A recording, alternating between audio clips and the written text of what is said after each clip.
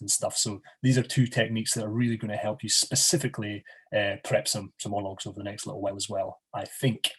I have chosen a monologue from Dennis Kelly's Orphans. It's not important if you've read the play or not read the play. It is a great play if you want to check it out, though.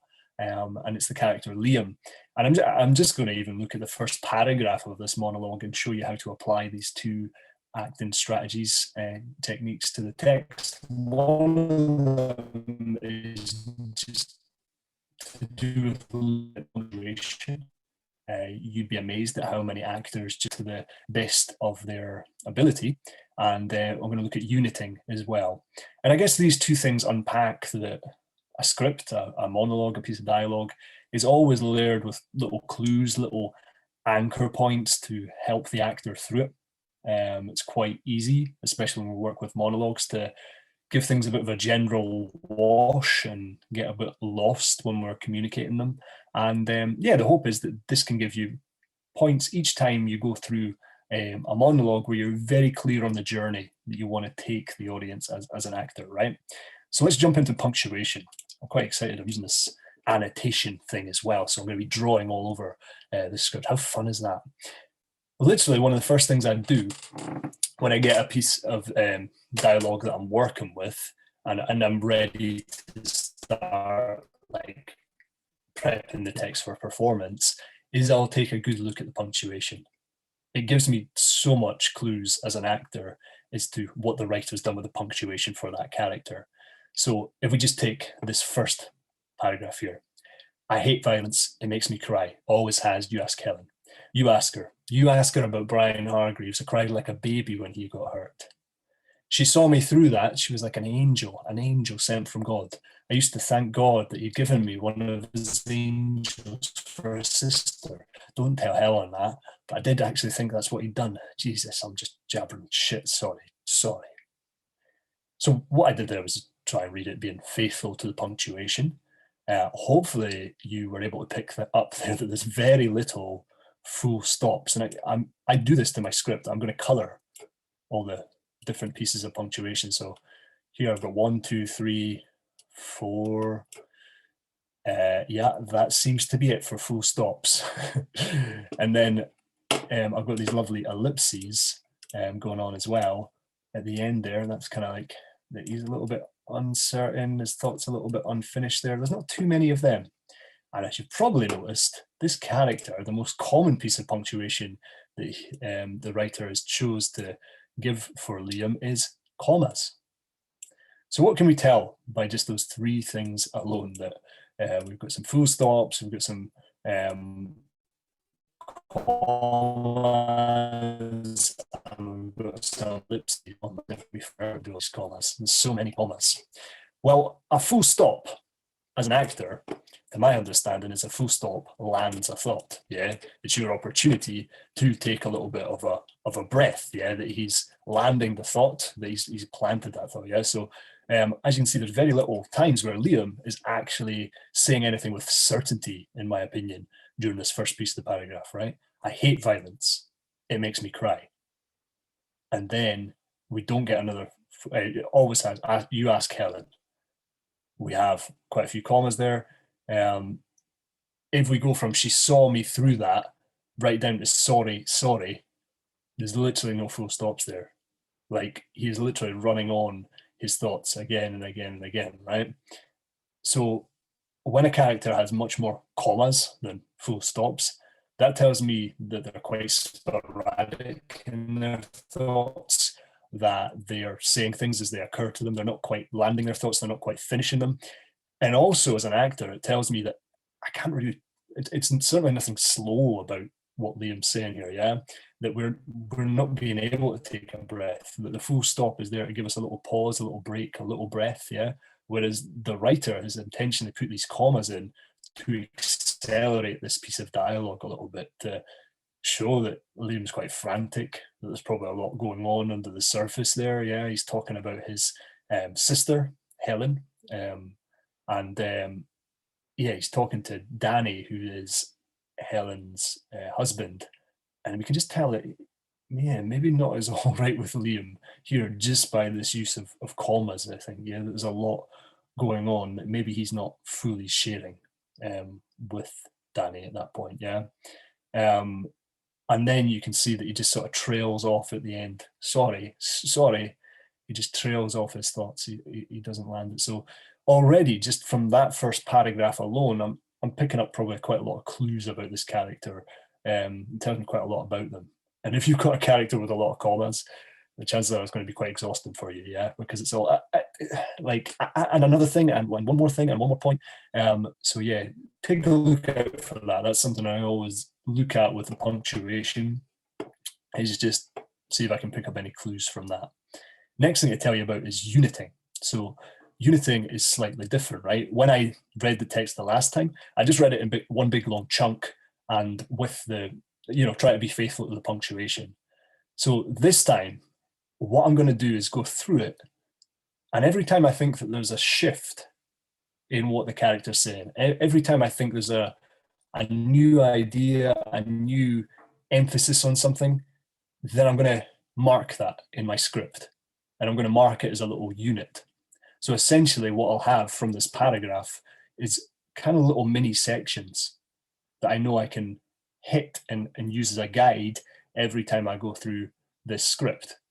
What it allows me to do is not, as I was saying at the start of this, not give a general wash of an emotion.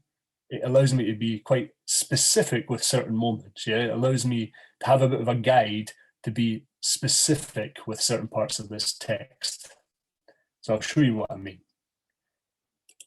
Let me get a different color for my coloring in here. Let's go for a lovely green. So first of all, we've got Liam here. So he says, I hate violence. It makes me cry. Always has. You ask Helen. I'm going to argue that I hate violence is a unit all on its own. Yeah. He introduces the character of Liam there. What he's done is he's introduced the idea of violence to Danny, who he's talking to. Yeah. So I'm going to label that as unit 1. As you can see, I've written up the side here, 1 as well. Yeah. And what I like to do is give these little units, give these little sections names. I'll tell you the purpose of this just a bit later on, but I'm going to call that one violence. Okay, I hate violence. He then goes on, he carries on. It makes me cry, always has, you ask Helen. Now I'm going to argue that it makes me cry, always has, you ask Helen is a unit within itself as well, yeah? Like, makes me cry. Yeah, he's talking about how it makes him cry, how the violence that he's experiencing makes him cry. And for some reason, I'm getting lines here. Hold on, there we go. We draw a very, oh no, the 2's not so bad. I'm going to say that's section 2 or unit 2 that comes there, right? I'm going to call that unit 2, makes me cry.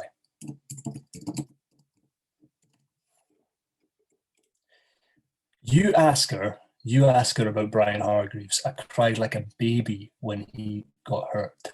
She saw me through that. So that is Liam, the character of Liam there. What he's doing is thinking back to his childhood. He's thinking back to something that his sister got him through with Brian Hargreaves. Yeah, I'm going to argue that it's not, I'm trying to be all fancy, annotating this on a computer. I hope when you do it with pen and paper. It's so much easier. I'd be doing that if I could think of a way of filming it, but there we go. This little bit, you ask her about Brian Hargreaves. I cried like a baby when he got hurt. She saw me through that. I'm going to call that section 3 or unit 3. And in that unit 3, I think what he's describing there is a memory from his childhood with when Helen helped Liam through a difficult time when this Brian Hargreaves guy got hurt. Yeah, so I know as an actor there, I'm obligated to kind of go through that memory, to picture that in my head about Brian Hargreaves, however he got hurt, whatever happened to him to get hurt. Yeah, that's a very different flavor from me thinking about violence making me cry, which is what I did for the second unit there. Yeah, and yet again, it's very, very different to Liam talking about I hate violence. So you see how by beginning to split up the script in this way, it helps you be specific on the line. It helps you to be specific on the thoughts that your characters that it's occurring to your character, yeah? Then he goes on to say she was like an angel sent from God. I used to thank God that he'd given me one of his angels for a sister. Yeah, like this whole section, he is literally comparing his sister to an angel. Yeah, he moves on from just remembering about Brian Hargreaves getting hurt and how he cried like a baby. Now he's talking about how his sister was like his savior, was angelic.